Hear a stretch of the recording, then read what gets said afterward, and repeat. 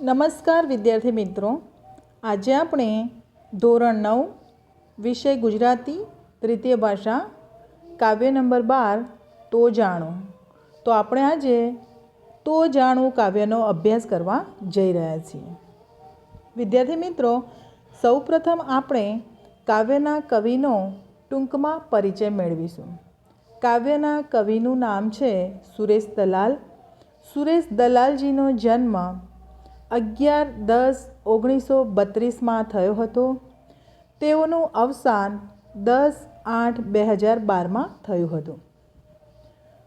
સુરેશ પુરુષોત્તમદાસ દલાલ મહારાષ્ટ્રના થાણા જિલ્લામાં તેમનો જન્મ થયેલો.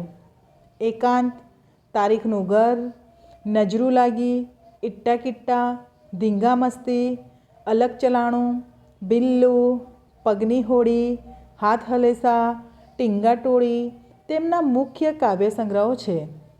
ગદ્ય કાવ્યનો સંગ્રહ અસ્તિત્વ તેમણે આપ્યો છે. સમિધ, કવિનો શબ્દ, તપોવન, ઉપહાર, સહવાસ, વિધિકા વગેરે તેમના સંપાદનો છે. કાવ્યયન અને કાવ્ય વિશ્વા એ બે તેમના નોંધપાત્ર સંચયો છે. કવિતા દ્વૈમાસિક સંપાદન તેમણે યશસ્વી રીતે કર્યું હતું. તેઓ રણજીતરામ સુવર્ણચંદ્રક અને સાહિત્ય અકાદમી દિલ્હીના પુરસ્કારથી સન્માનિત થયા હતા. તો હવે આપણે કાવ્યનો ટૂંકસાર જોઈશું. કૃષ્ણ પ્રેમને વ્યક્ત કરતી આ રચના છે. ગોપી કૃષ્ણને પડકાર આપતા કહે છે કે તમે મારી ગાગર ઉતારો તો જાણું, માનું કે તમે પહાડને યાની કે ગોવર્ધન પર્વતને ઉંચક્યો હતો. ગાગર ઉતારવાના બહાને કૃષ્ણ ગેલી ગોપી કૃષ્ણનું નૈકટ્ય ઝંખે છે. યાની કે એ પોતાને પાસે બોલાવવા માંગે છે. ગાગર ઉતારે તે પતિ એવો લોકજીવનનો સંદર્ભ પણ જોઈ શકાય તેવી જ ગોપી કહે છે કે પ્રેમ સ્વીકારવાનો આવો અવસર ફરી આવતો નથી. આજે આ અમૂલક અવસરને એળે ના જવા દેવાય.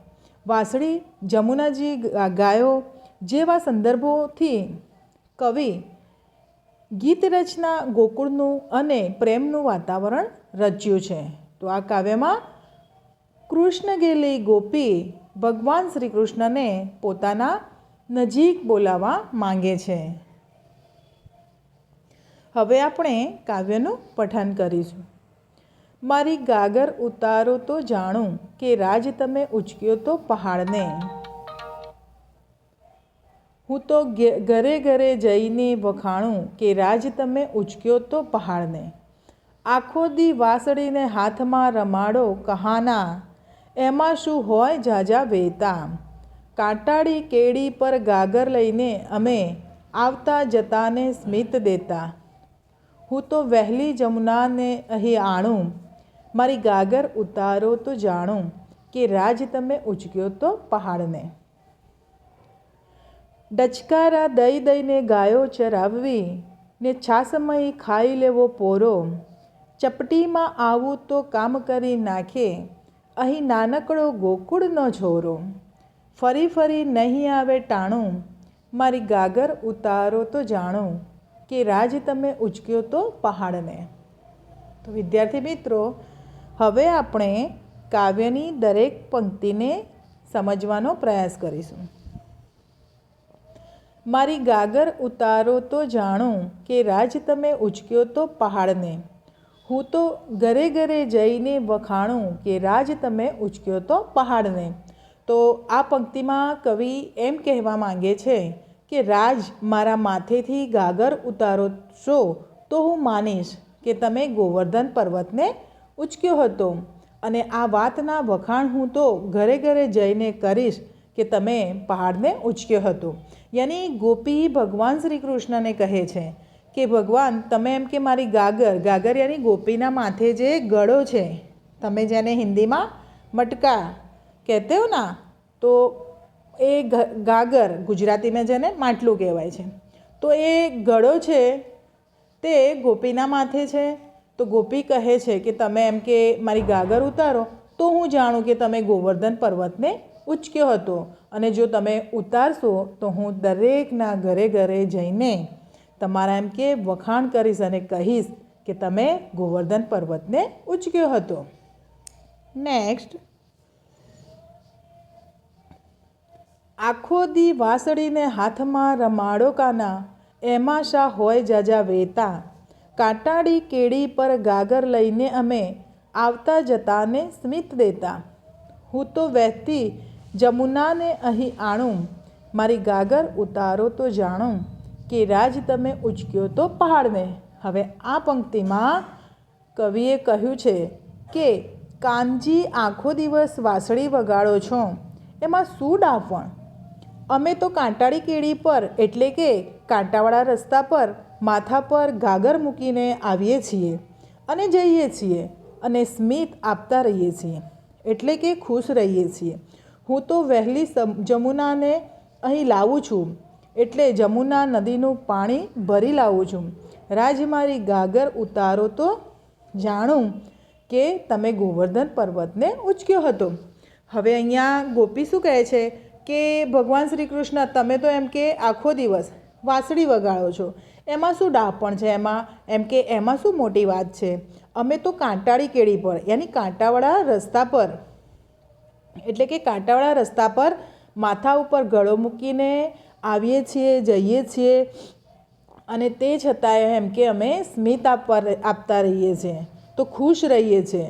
હવે વહેતી જમુનાને એમ કે અમે અહીંયા લાવીએ છીએ, એટલે કે ગળામાં એમ કે નદીનું પાણી લાવીએ છીએ.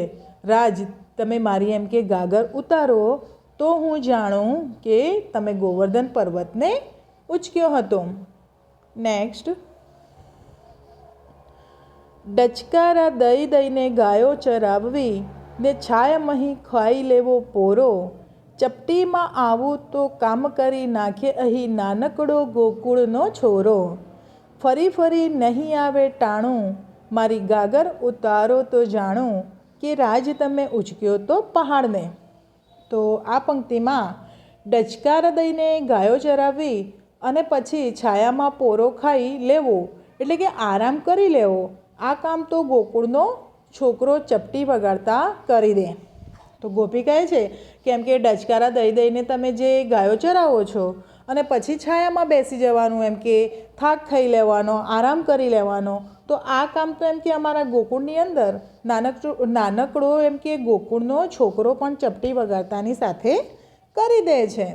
ફરી ફરી આવો સમય એમ કે ક્યારે આવવાનો નથી. ગોપીના મનમાં એવું છે કે મોકો હવે મળવાનો નથી. આવે રાજ મારી ગાગર ઉતારો તો એમ કે હું જાણું કે તમે ગોવર્ધન પર્વતને ઉપાડ્યો હતો. તો અહીંયા ગોપી અલગ અલગ રીતે ભગવાન શ્રી કૃષ્ણને પોતાના સમીપ, પોતાનું નૈકટ્ય એમ કે પોતાના પાસે લાવવા ઈચ્છે છે. તો એ ભગવાન શ્રી કૃષ્ણને કહે છે કે તમે એમ કે મારી ગાગર ઉતારો તો હું જાણીશ કે તમે એમ કે ગોવર્ધન પર્વતને ઉચક્યો હતો. તો કૃષ્ણ ગેલી ગોપી અહીંયા ભગવાન શ્રી કૃષ્ણને પોતાની ગાગર ઉતારવા માટે આ રીતે વિનંતી કરે છે. તો અહીંયા આપણું કાવ્ય પૂર્ણ થાય છે.